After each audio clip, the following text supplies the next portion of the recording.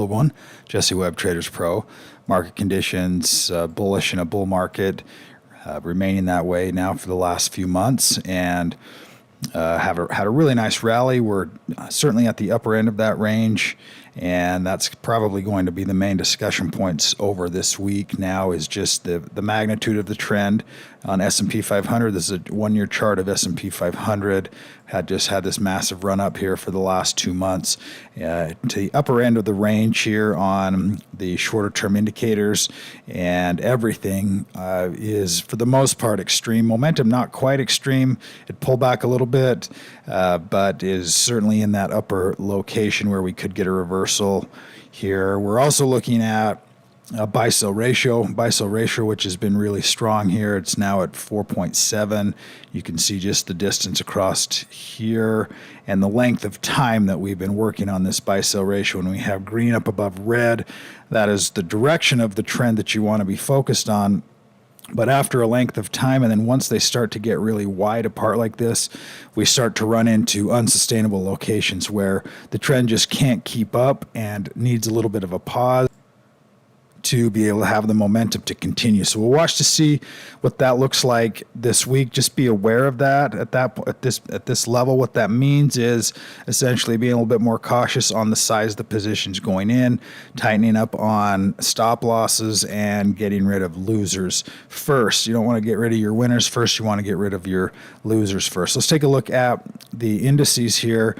Solidly across the board, seeing volatility down at these lower levels right here. Had a pop on it Friday, so up 3% on volatility, and so we're in that solid down range, but we could get a bounce back up. When volatility runs back up, that means that equities will typically drop, and we've seen just this parabolic move really since the Fed's update last week, and moving solidly on S&P 500, but again, certainly due for a pullback. It's in that upper momentum range. That momentum range is from here to here. It's now connected to a new high on the 6-month time frame. Let's take a look at that 1-year chart and see what that looks like. So now we've connected on a 1-year chart as well. 2 years, probably not yet, but getting closer. So that range, we've got this upper range of about 480 on SPY. That is going to be, it's a target here. We certainly could see it with a little bit more of this, this exuberant type of rally that we've got, but we're going to get a pull back here to one of these levels, either this support level around 459 or even deeper back to this 451 range, to be able to solidify this retracement. We've just got, this is the move we were looking at from here to here. Really nice uptrend. A nice little pullback into some of this support zone here would be nice to allow the market, again, that time to refresh, that time to build up new demand at a lower level, versus just chasing this market right here. That being said, there's always opportunities in every market condition. Let's take a look at sectors currently. We're seeing sectors strong across the board. Energy had ticked down, but it had a big rally this last few days.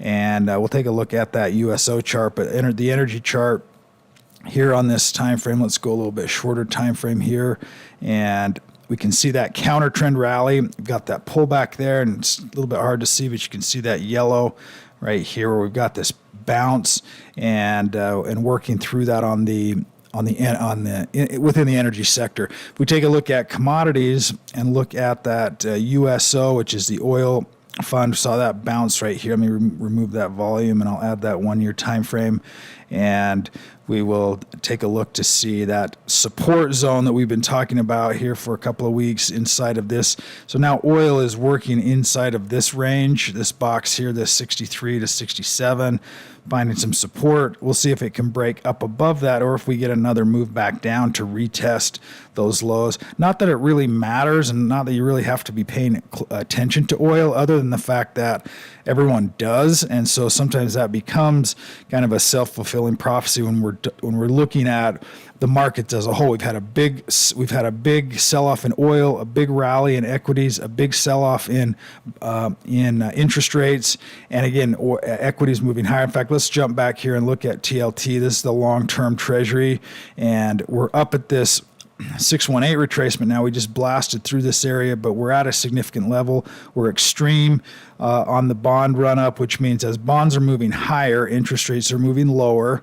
And that's really what's been fueling this rally, is as bonds have been working with the market direction, interest rates have been moving down. And that's been the big discussion, dealing with the Fed and dealing with inflation and dealing with interest rates. So we're at the upper end of the range now in bonds and equities, and at the bottom of the range on oil, USO. So we'll see if that starts to reverse. Again, it doesn't have to reverse the trend, but it does have to bring it out of this extreme. And that could just be some volatility. It could be sideways activity. It could be a deeper retracement lower. But all of these support areas now, both on S&P, on bonds, on whatever you're watching, watch for some support locations by using this snap tool. It's going to snap to the swing high and swing low on the chart of that time frame, and is very, very helpful for looking for some of those pivot points. Let's take a quick look here at some muscle stocks, some good looking ones in here for today. AUPH. Let's go to this perspective here on the 1 year time frame. So we're still snapped to this upper high, but as we're building some momentum, you can see this is now worked it inside of this support range here, counter trend support, and now it's breaking out of that range. And let's see if it had any volume associated with that as well. Pretty decent volumes as well. So AUPH, seeing lots of medical stocks moving recently, as we always do. It always seems like there's always something in there medical related.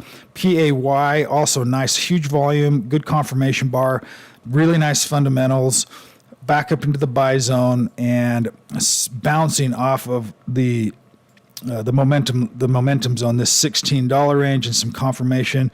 And really nice looking chart there for PAY. And the last one we'll look at is TDW, which is an oil stock, and getting a real nice bounce off of this 382 support area.